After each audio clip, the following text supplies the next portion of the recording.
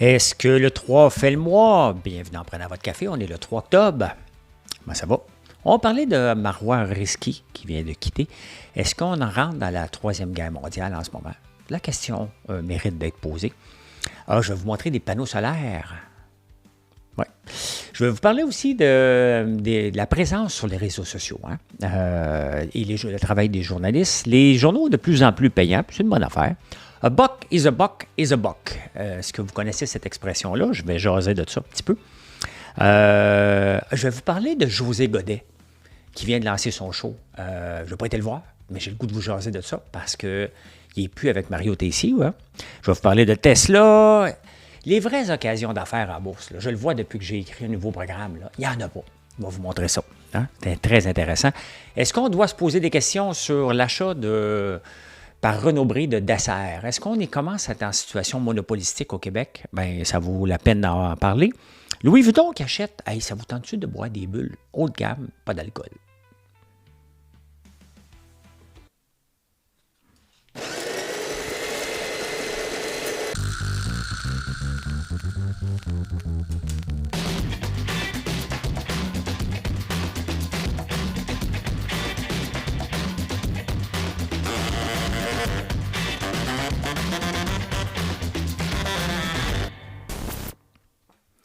Ben, merci d'être là encore une fois. Vous faites un like, un petit commentaire, un partage, là, c'est le summum, et de vous abonner. Je sais que c'est pas facile de s'abonner. Je sais que c'est fatigant, puis je suis tanné de le répéter, mais c'est comme ça que ça marche sur les réseaux sociaux, surtout sur YouTube. Moi-même, à toutes les fois que j'écoute une vidéo, je me dis, non, je suis abonné à ce gars-là. J'ai-tu fait mon like? Je me pose la question moi-même. Je me suis fait dire que j'étais allé hier. Les réseaux sociaux, là, c'est tout un job. Hein? Il y a toujours quelqu'un qui veut te régler ton cas. Par une madame qui achète régulièrement, mais elle n'aime pas que j'aie les cheveux longs. Je ne ressemble plus au gars de 2011 d'un souper presque parfait. Puis je pense qu'elle a eu une réunion avec ses amis, puis elle a décidé de me le dire, elle. Je suis un gars, je suis capable d'en prendre, j'en ai pris beaucoup, mais maudit que c'est blessant pareil et que c'est pas nécessaire à la discussion. Chacun son look et chacun son style. Puis il faut respecter ça. Hein? Je vous amène tout de suite voir une vidéo. Je rencontre beaucoup de gens dernièrement en marchant. Puis j'ai rencontré un gars sur la rue Mont-Royal. J'ai rencontré un autre qui travaille pour l'OREM. Et vous êtes beaucoup à m'écouter. Merci, merci beaucoup. Et c'est toujours le fun d'avoir des commentaires. Ça me gêne à chaque fois. Je vous avoue que quand vous me rencontrez dans la rue, vous me dites « Hey, je t'écoute à tous les matins », ça me gêne. Mais merci. Si vous m'écoutez en podcast, ben, j'essaie aussi de le faire pour que vous puissiez visualiser ce que je vous raconte. Hein. Ben là, je vous amène, vous visualisez ça, là. Vous visualisez ce que je vais raconter ici. Et voilà, je vous amène voir une vidéo tout de suite en partant. En Inde, ils ont décidé de mettre des panneaux solaires dans la mer. Hein? Tu sais, des panneaux solaires dans la mer, ça flotte. Mais le problème, c'est qu'il est arrivé à une tempête. Et the world's largest floating solar power plant is completely destroyed by a spell of bad weather. Ben oui. Hein? La mer, des fois, elle peut se déchaîner et c'est ce qui est arrivé. Imaginez-vous des panneaux solaires qui flottent partout. Donc, c'est ça qui est, c'est ça qui est arrivé. C'est pas drôle, mais tu sais, des fois, une bonne idée peut devenir une très mauvaise. Il y a peut-être, l'ingénieur va peut-être oublier que des fois, la mer, elle se déchaîne un petit peu, hein? Surtout avec la mousson là-bas. Est-ce qu'on approche une troisième guerre mondiale? Hein, avec ce qui se passe, en tout cas, une guerre au Moyen-Orient solide, là, ça se tape et il y a des menaces partout. Bien, c'est sûr que c'est inquiétant. C'est vraiment inquiétant. Est-ce qu'on doit s'en mêler dès qu'Israël va être touché sérieusement? Quand ça va arriver, c'est sûr qu'on va s'en mêler. Il y a ce qui se passe avec l'Ukraine, il y a ce qui se passe la Chine et Taïwan. C'est pas beau mondialement. Hein? C'est vraiment pas beau ce qui se passe, puis ça reste très, très, très inquiétant. Mais on va toujours trouver la paix. Je ne pense pas qu'on va revenir dans une grosse guerre comme avant, là, puis limiter le pain, puis tout ça, là, comme dans la dernière guerre mondiale, mais c'est pas beau. C'est vraiment pas joli. Ce qui se passe, c'est comment des dirigeants peuvent s'envoyer des bombes comme ça. C'est toujours ça que je me pose. Hein? Ça ne vous tente pas d'aller vous asseoir et trouver une solution que tuer des gens. Peu importe si c'est des militaires ou pas militaires, là, c'est des humains pareils. Là, parce qu'ils disent « Ah, on a tué des civiques. » Juste, oui, je sais que vous voulez mener l'Hezbollah, puis que l'autre veut défendre l'Hezbollah, puis je comprends tout ça, là, que c'est il y a beaucoup de terroristes là-dedans, je comprends tout ça. Mais c'est pas. Moi, ça me désole tout le temps. Vous savez que je suis très présent sur les réseaux sociaux. Je ne suis pas le seul. Si je regarde Pizza Salvatore, extrêmement présent sur les réseaux sociaux. Elisabeth Rioux, qui a eu son documentaire sur Prime, extrêmement présente sur les réseaux sociaux.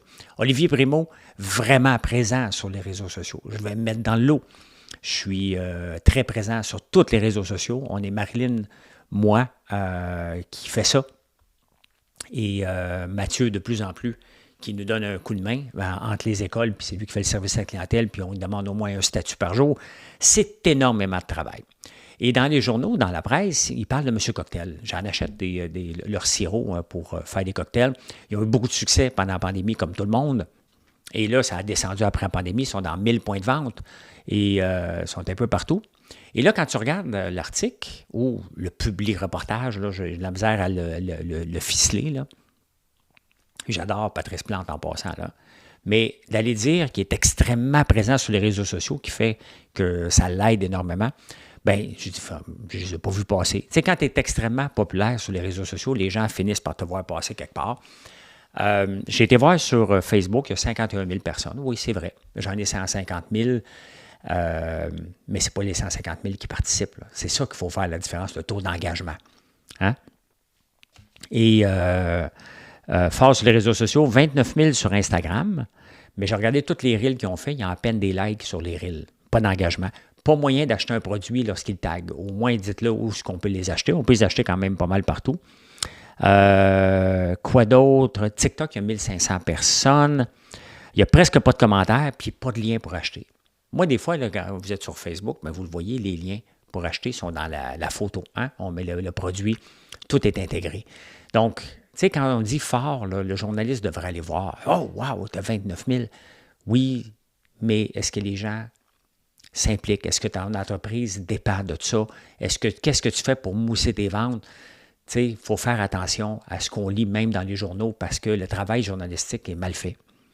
C'est pas vrai qu'ils sont forts sur les réseaux sociaux. J'adore, là. J'en ai des choses de cocktail. Mathieu en achète. J'en ai, moi aussi. On a dans notre livre de recettes, on présente un drink avec un jus de lime qui vient d'eux autres, là. Donc, on a fait un drink aussi à la barbe à papa. J'aime tout ça. Mais ne dire qu'on est fort sur les réseaux sociaux quand le taux d'engagement est presque zéro, c'est pas parce que tu fais un beau reel que ça fonctionne. Il faut faire attention à ce qu'on dit parce que les jeunes vont copier puis ils vont faire la même chose. Regardez ce qu'on fait sur les réseaux sociaux, on se réinvente constamment. Tout le temps. On essaye de comprendre comment briser l'algorithme. On l'a compris sur Instagram, là. Ça va bien. Facebook, on le maîtrise. TikTok, il faut encore apprendre à le maîtriser. YouTube, ça va bien. X, c'est facile. Tu envoies promener quelqu'un, tu as de l'engagement. Vous savez que pour faire le show ici, je suis abonné à Press Reader, je suis abonné à New York Times. Press Reader qui me donne l'ensemble des journaux, New York Times qui me donne d'autres types de nouvelles. Reuters, maintenant, va être payant. CNN charge maintenant 4 $, par jour, 4 $ par semaine. Reuters.ca, l'agence de presse, va charger 1 $ par semaine. Et c'est ça maintenant la norme. Hein? Donc, je ne charge pas beaucoup, mais un minimum. Je vais probablement m'abonner aussi à tout ça. Donc, les nouvelles, je ne les vole pas. J'ai besoin des nouvelles pour être capable d'en faire un show, puis m'informer pour être prêt. Pour les débatteurs ou, tu sais, avoir des directs sur les réseaux sociaux, sur tous les réseaux sociaux, bien, il faut être des conversations. Donc, il faut que tu sois informé parce que les gens vont te poser toutes sortes de questions. Puis moi, je suis prêt à discuter à peu près de tout. Donc, j'ai besoin de ça pour alimenter mes réseaux sociaux, puis m'alimenter moi aussi, pour comprendre mieux la société dans laquelle on va, puis comment je peux me positionner dans cette société-là. Là. C'est bien évident que... Donc, ça prend de l'information, beaucoup, j'en gobe d'informations, et je suis prêt à payer pour de la bonne information. Je suis prêt à payer pour ça. A buck is a buck is a buck. Ça, c'est en 1960. Il y avait un ministre des Finances au Canada qui avait shooté ça. Que peu importe, dans le fond, ce que ça veut dire, c'est que peu importe l'argent, de où elle vient pour le gouvernement, l'argent, c'est de l'argent, puis on va aller le chercher partout. Mais l'argent n'est pas tout égal. L'argent, l'impôt sur le salaire, n'est pas équivalent avec le bénéfice d'une entreprise. Mais là, le gouvernement commence à considérer ça tout égal, hein, avec l'augmentation du gain en capital. Aller chercher d'autres taxes sur le riche. On a la taxe sur les véhicules de luxe. Je ne suis pas contre. Je l'ai payé, la taxe là, pour mon nouveau camion. Je ne suis pas contre ça pantoute. Mais à un moment donné, c'est que les riches, comme la gauche ne semble pas aimer, ce sont des créateurs d'emplois aussi. Donc, lorsqu'on prend un buck is a buck is a buck, hein, puis on pense qu'on va aller les taxer, puis on va aller en arracher, puis on va en redonner à un autre, ces taxes-là ne créent pas d'emploi. Plus qu'on paye d'impôts sur le gain, sur nos bénéfices, bien, c'est de l'argent qui ne s'en va pas pour la réinvestir. Les gens pensent juste que les riches vont se promener un peu partout en jet privé. Ce n'est pas ça. Donc, le gouvernement recommence à penser que buck is a buck is a buck, très dangereux pour la productivité, puis augmenter les investissements d'entreprises qui font défaut au Canada. En prenant cette approche-là, ça n'a jamais marché dans le monde et l'argent n'est pas égal. L'argent en entrepreneuriat, là, le salarié, lui, il se présente, là, c'est simple, il a sa job, il a son salaire, puis il n'y a pas de risque, hein? Surtout s'il travaille pour le gouvernement. L'entrepreneur, lui, il vit des risques à tous les jours. Donc, c'est certain qu'il faut que ce soit, il faut qu'il y ait une récompense plus élevée. Mais là, on commence à les considérer, cette récompense-là, comme non. Tu es considéré comme un employé et on va aller la chercher, cette pièce-là supplémentaire. C'est très, très, très dangereux pour les investissements et surtout augmenter la productivité. Puis, ben oui, il y en a une couple qui vont s'acheter des bébelles, mais vous savez quoi? Je reviens avec le camion Urus que je viens d'acheter. Bien, la taxe de luxe, c'est 40 000 et les taxes sont de 15 %. Donc, 60 000, c'est 100 000 de taxes qui s'en vont dans les poches du gouvernement. Donc, vous voulez qu'on consomme. Hein? Je ne consomme pas beaucoup, imaginez-vous, là, je ne suis pas un grand consommateur non plus. Là.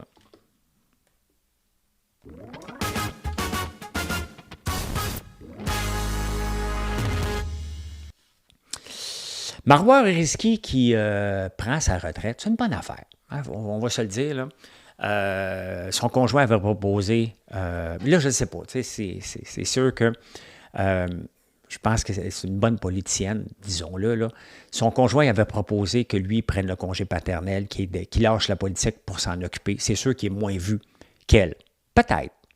Mais en même temps, c'est la première question que je me suis posée moi-même. Pourquoi que c'est pour son conjoint qui prend congé? Donc, probablement, ils ont préparé le coup de dire, regarde, on va se faire démolir, le gars, la femme, le gars reste là. Donc, c'est Marois Risky qui a dit, moi, c'est ça, puis je vais retourner à enseigner à l'Université de Sherbrooke. Elle ne veut pas arrêter de travailler. Là. C'est que c'est sûr qu'être député, c'est une job peu compatible. Hein?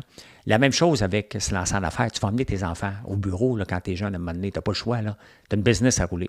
Donc, elle, ben, c'est la même chose. Hein? L'implication est probablement ni plus ni moins. C'est la même affaire qu'une entreprise. Quand tu es au service des clients, ben, tu travailles tout le temps. Pourquoi je dis que c'est une bonne affaire? Parce qu'elle tourne en rond en ce moment. Elle a 2 jeunes enfants, elle ne peut pas se présenter à la présidence de nulle part. Est-ce qu'elle va revenir en politique? 100% certain. Elle aime la politique, mais elle est bonne. Et on veut des femmes comme Marois Risky. On veut des personnes. Oublions le mot femme. Là. On veut des personnes comme Marois Risky en politique. OK? Elle travaille fort, elle dérange, elle connaît ses dossiers. Est-ce qu'elle serait une bonne première ministre? Je ne sais pas. Mais je pense que dans 8 ans, dans 12 ans, elle va être encore jeune, là. Est-ce qu'elle va revenir? Je pense que oui. Le Parti libéral va être remonté. Le chef qui est là, qui va être voté là en ce moment, va être reparti pour avoir des meilleures chances de reprendre le pouvoir. Et c'est bien correct. Des fois, il faut juste que tu aies occupé de tes affaires. Tu te tasses, puis tu reviens en plus grande force, éventuellement. Si ça n'a pas le goût de revenir, pas le goût de revenir. Puis c'est bien correct de vouloir élever ses enfants et de dire, gars, j'ai fait mon bout en politique. Maintenant, je vais faire autre chose. Hein? C'est bien correct, bien correct. Oh, les artistes, hein? Les artistes. Les artistes veulent des états généraux sur le financement des artistes. Parce que dès que tu es un artiste, il faut que le gouvernement te fasse vivre. Hey. J'espère que la vidéo va être repartagée et les artistes vont m'écouter. Là. Tu choisis d'être musicien. C'est ton choix. Tu choisis d'être peintre. C'est ton choix. Moi, j'ai une amie qui est peintre, là, Sonia. Elle vit de ça. Hein? Pendant longtemps, elle a fait une deuxième job. Puis là, elle s'est établie comme peintre. Elle fait des maudites belles peintures. Puis elle vit de sa peinture. Ça a pris du temps. Elle ne s'est pas plainte. Hein? Charlotte Cardin, pense pas qu'elle a besoin de subventions pour survivre. Là. Céline Dion non plus. Donc, les artistes ou les comédiens, la moyenne salariale, puis là, ils reviennent avec ça. Là. Ça, c'est comme comparer le salaire du PDG de Couche-Tard avec l'employé. Là. C'est de la marde. Là. Le salaire moyen des artistes, le revenu des artistes, 16 911, c'est 15 000 $ de moins que le seuil minimum. Ça veut dire qu'il y a trop d'artistes. Trop de gens qui font partie de l'UDA, qui veulent être artistes, puis ils n'ont pas de contrat. Mais ils font certainement autre chose aussi.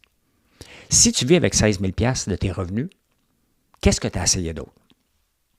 Bien sûr, ils en veulent aux GAFAM, toujours. Hein? Ils en veulent, c'est la faute à Google, c'est la faute à Facebook. Regardez mes réseaux sociaux. Je monétise mes podcasts. Je monétise YouTube. Je monétise Facebook. Je monétise X. Instagram, il n'y a pas une scène à faire avec ça. TikTok, il ne monétise pas nos vidéos. Je joue la game des réseaux sociaux, moi. Je n'essaie pas de les combattre. Hein? Je joue leur game. Et leur game dit, si tu monétises tes vidéos, tes statuts maintenant, puis si ça tire des mondes sur ta page, on va te rémunérer pour ça. Les pinottes, quand tu additionnes les pinottes, puis si tu as de l'argent, tu vas peut-être te faire offrir un contrat avec BMO, avec Mobile One, hein, tu vas pouvoir gagner ta vie. Si je suis un artiste, dans le fond, au point de vue UDA, je fais partie de l'UDA, et je gagne plus que 16 000 par année. Là. Je n'ai pas d'UDA quand je fais les débatteurs, mais je ne fais pas la fine bouche. Oh non, ça, c'est pas dans mes cordes de moi. Hey, regarde, il faut que tu t'arranges pour vivre. Les GAFAM, là, Facebook, là, tu devrais être là-dessus. N'importe quel artiste qui broye, qui n'a pas de maudite scène, qui n'est pas actif sur Facebook, quand Facebook offre de monétiser tes vidéos, développe-toi un style et vis. Arrête de chialer, puis arrête de demander au gouvernement de vivre. Il n'y aura pas d'états généraux sur les artistes. C'est un choix que vous faites. Comme nous autres, on fait un choix d'être entrepreneur, comme d'autres font un choix de faire bien d'autres affaires. Tu ne mérites pas plus que quelqu'un d'autre. C'est ton choix de vie. C'est ton choix de vie. Arrêtez de vous penser au-dessus de la moyenne parce que vous êtes dans la culture. Si tu n'es pas capable d'en vivre, c'est que tu n'as pas d'affaires là. Paraît que c'est clair, là. Si tu n'es pas capable d'en vivre, c'est ton problème. C'est pas le problème de la société. Hey, les grandes gueules, j'ai le goût de vous parler de José Godet qui vient de lancer son show. Je n'ai pas été le voir. Je n'irai probablement pas le voir. Je le connais un peu, on s'est déjà croisés. Très sympathique, il parle tout le temps. Mario Tessier, qui était son partenaire. Parce que ça revient souvent, pas encore cette semaine sur TikTok, il y a quelqu'un qui me dit « Hey, tu ne serais pas là si ce n'était pas grâce à Georges Karam. » Bon. Georges Karam puis moi, on s'est connus en 97, on s'est lancé en affaires en l'an 2000. On était deux jeunes, hein, on était complémentaires. On s'est séparés à un moment donné. Pas séparés, on n'a pas dit « Regarde, il faut qu'on se sépare. » C'est arrivé, on a encore des compagnies ensemble, on fait nos affaires, puis on a encore des compagnies ensemble. Il fait ses affaires, je fais mes affaires. On avait du succès comme employé avant. On a marié nos complémentarités pour faire Aïva et Atelka ensemble. Maintenant, il a fait ses affaires, j'ai fait les miennes. On ne peut pas le savoir si un aurait eu plus de succès sans l'autre. On ne peut pas revenir, mais on a eu du succès avant, puis on a eu du succès après. On a juste marié ces succès-là ensemble, puis ça a donné ce que ça a donné. José Godet et Mario Tessier, bien, je vois exactement la même affaire. Hein. Deux jeunes, ils viennent ensemble, succès monstre hein, sur les réseaux, sur Énergie 94.3. Ils partent chacun de leur bar. Mario fait son show, José fait son show. Ils n'ont pas l'air en guerre. Mario Tessier était là. Ils font leurs affaires. Ils ont été des partenaires, puis maintenant, ils ont le goût de vivre autre chose. On se voit ça plus souvent qu'on pense. Et c'est ça, la complémentarité, hein, qui fait qu'une entreprise ou un duo va avoir du succès. Puis après ça, bien, ils partent chacun de leur bar à faire leurs affaires. Puis c'est bien correct aussi. Bien correct aussi. Puis moi, bien, je vois ça, puis je me dis, bien, regardez, il y a un avant, un partenariat, puis il y a l'après-partenariat. C'est pas toujours obligé de se terminer en guerre, puis dire « je suis meilleur que toi ». Pas nécessaire. On ne le sait pas. C'est pas important non plus. C'est pas important. Et rapidement, une petite nouvelle que, tu sais, on a tout le temps peur. Tout le monde a peur de parler des Autochtones. Mais les Autochtones reçoivent des factures, je ne sais pas toutes, là, c'est Mathieu Bock-Côté qui rapporte ça, qui paye, ils reçoivent la facture d'électricité, mais ils ne la payent pas. Et Hydro-Québec a même trop peur de couper l'électricité aux Autochtones, donc ils ne le coupent pas. Donc, les Autochtones, je ne sais pas tout, je ne sais pas où, mais ce serait 250 millions qu'ils doivent à Hydro-Québec, puis qu'ils ne paieront pas. Pour eux autres, c'est à eux. C'est un sujet, hein? C'est une pente glissante en tabarnouche que je ne veux pas aller plus loin, mais ça mérite de discuter de ça pour dire okay, qu'est-ce qu'on fait avec ça? Méchante patate chaude là, qu'on ne veut pas discuter. Même Yann Lafrenière ne voulait pas en parler, avec raison. Mais il reste que ce sont des consommateurs d'hydroélectricité. On leur a payé des redevances pour qu'ils utilisent pour avoir fait des barrages et bien, ils doivent payer par la suite. Tu ne peux pas avoir des redevances avant et ne pas payer par la suite. Là, hein?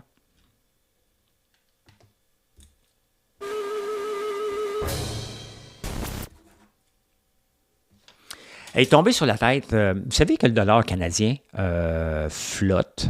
On va aller voir ça.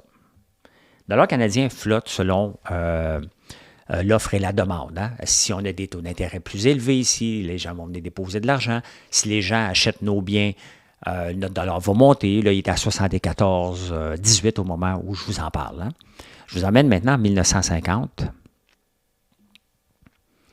En 1950, ici. Bon. Un peu. Des fois, ça bouge un peu.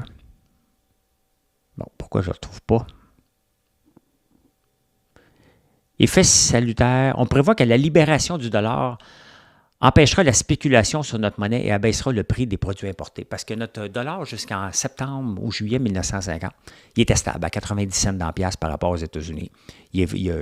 À partir de 1950, ils ont commencé à le flotter au nom de l'offre et de la demande. Donc, puis regardez comme au Liban, à un moment donné, c'était ça aussi. Hein? Le dollar, un dollar américain valait 1500 livres libanaises. C'est plus ça à cause de l'inflation. Là. Mais il maintenait artificiellement comme ça. Puis c'est ce qu'on faisait au Canada. Donc, en 1950, on faisait ça. Ça a arrêté en 1950 le flottement. On a laissé flotter le dollar, puis après ça, il faut être performant. Donc, vous voyez, là, en ce moment, il est à 74,18 parce qu'il y a de l'insécurité mondiale partout. Le Canada est un pays stable. Le pétrole, puisque le pétrole augmente, vous voyez, notre dollar augmente beaucoup parce que le pétrole est à combien? Le pétrole monte encore de 3% aujourd'hui. Donc, on est un pays producteur de pétrole. Les gens vont venir nous voir s'ils n'achètent pas en Iran. Mais tu sais, tranquillement, là, quand on regarde ça, il faudrait arrêter d'acheter du pétrole en Iran puis dans ces pays-là. C'est des pays instables, des pays où il y a beaucoup de terroristes. Et c'est là que le Canada a une carte très forte pour s'enrichir parce qu'on est un pays stable. On doit profiter de notre stabilité et arrêter d'enrichir des pays où dès qu'ils ont de l'argent, ils commencent à attaquer tout le monde. Là. On n'a pas ça ici. Quel piton? C'est lui que je cherchais.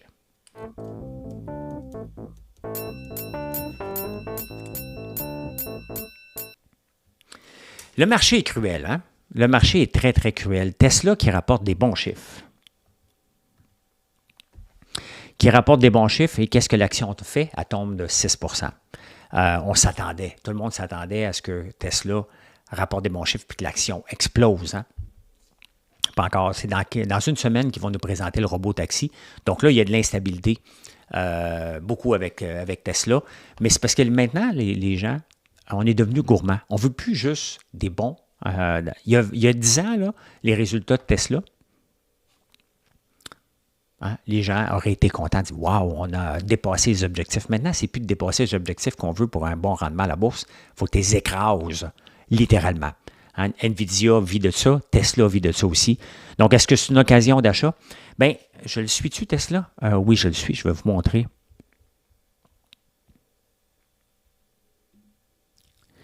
Ici, screenshot. Bon, parfait. Ça, c'est le graphique que j'ai fait, le programme pour analyser des cotes à la bourse et de la crypto. Et tu sais, j'ai fait partie, là, c'est basé sur les données journalières. Donc, j'enlève la partie day trading et je regarde sur le long terme. Est-ce que c'est bon acheter ou vendre? Hein? Bien, il n'y en a pas beaucoup de vrais deals d'achat. Hein? Où ce que le RSI est bon, que le Bollinger, que le Stochastic, le MACD, le Trend, le Candlestick. Donc, est-ce que ça fait un U comme ça? Ça fait un N? Que Livermore dit, selon ça, on doit acheter ou vendre. Il y en a très, très peu. Puis, à quel moment que le RSI et le MACD combinés ensemble se sont croisés? Quand tu regardes ça, la plupart des titres, c'est des holds et la plupart des titres, c'est soit des holds ou des ventes parce qu'ils sont devenus risqués. Là, je ne parle même pas d'état financier, je parle purement technique, graphique. Hein. Il y en a très, très peu. Et c'est pour ça que c'est dur de faire de l'argent en bourse. Il faut que tu attendes.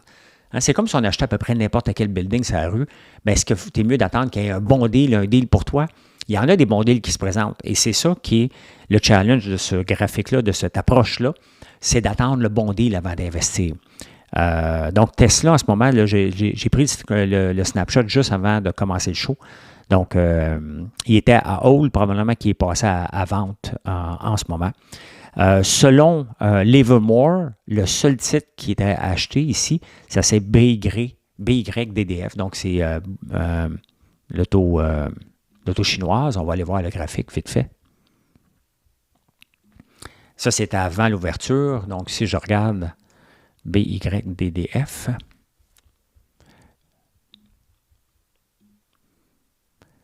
bien, regardez, la tendance est très forte. Hein? Donc, s'il y en a un qui monte, Tesla, maintenant, c'est Tesla contre lui. Hein? Donc, probablement que BYD en a vendu plus. Selon Livermore, avant l'ouverture des marchés, c'est un achat. Mais selon les autres tendances, il est en surachat en ce moment. Regardez la RSI qui est dans le tapis, la MACD qui est dans le tapis, et il dépasse le Bollinger Band. Donc, est-ce que c'est un achat? Pour moi, non. Mais le trend est très positif, par contre. Donc, c'est intéressant. Donc, le marché, on va se le dire, attends un peu, il faut que je fasse ça ici.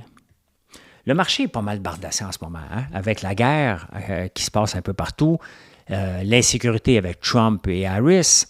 Les marchés, des fois ça monte, des fois ça baisse. Regardez le début du mois de septembre, ça a parti vraiment bas. Puis après ça, paf, on a eu un bon mois de septembre. Est-ce que le mois d'octobre va faire la même chose? On ne le sait pas.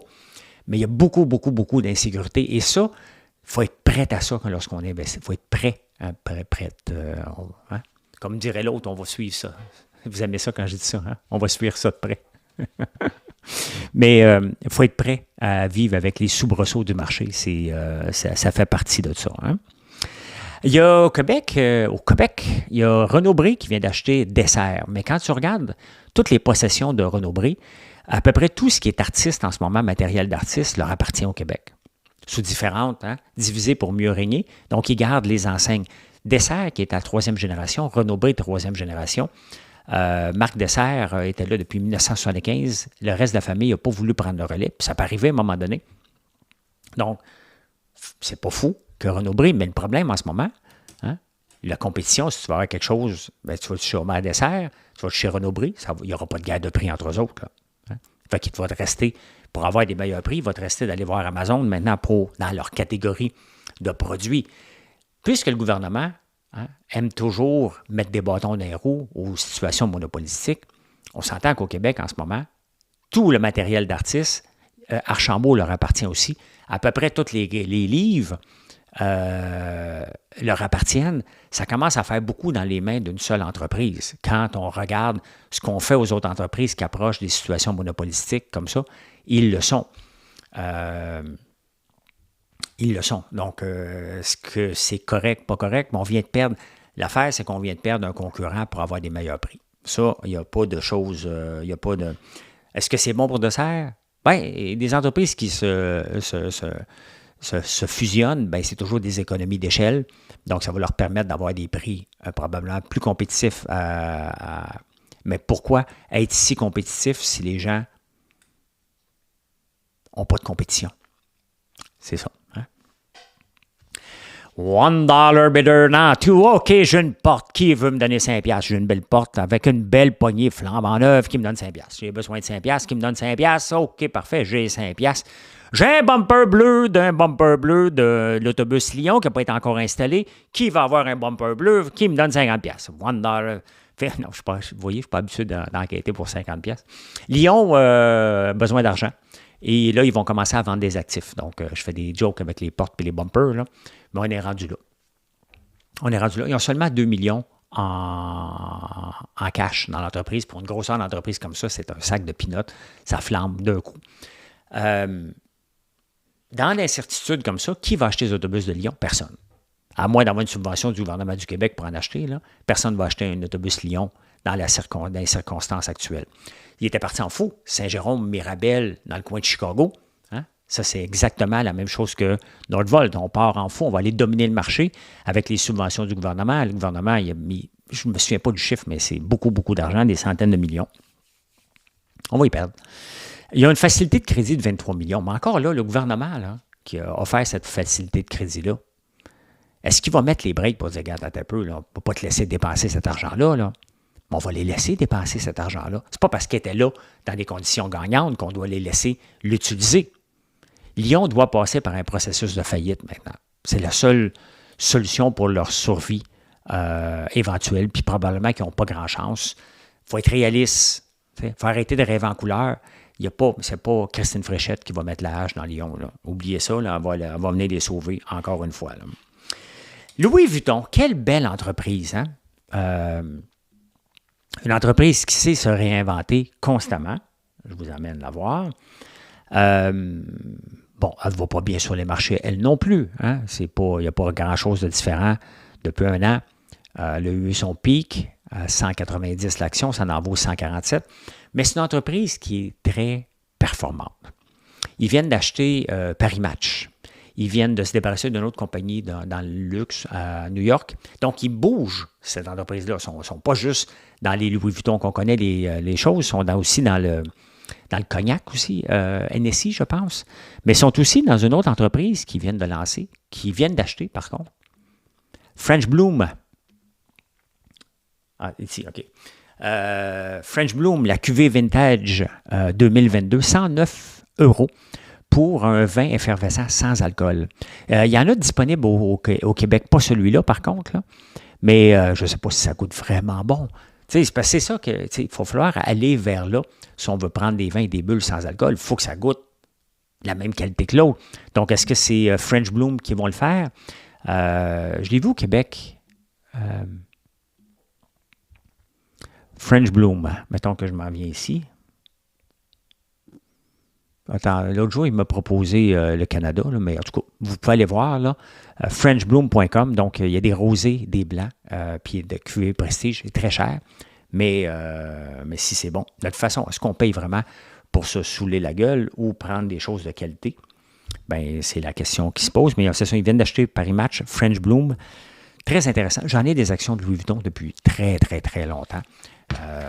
Puis, je continue à les maintenir. Hein.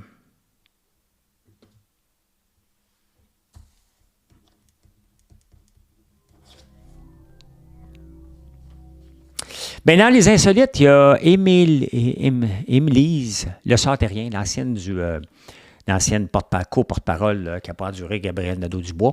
Le Journal de Montréal est allé la chercher pour qu'elle fasse des articles. Et là, elle fait un article « Combattre l'inflation, un poulet à la fois hein? ». Là, moi, je fais mes propres poulets, là, mais je n'aurais pas l'arrogance de vous dire « Hey, bande de losers, t'élèves pas ton poulet, toi. Élève-le, tu vas combattre l'inflation. » On va faire ça à l'ancienne, on va faire chauffer l'eau. C'est mauvais. Se dire, c'est à ses premiers pas comme journaliste, là. C'est très, très mauvais. Oui, c'est vrai. Hein?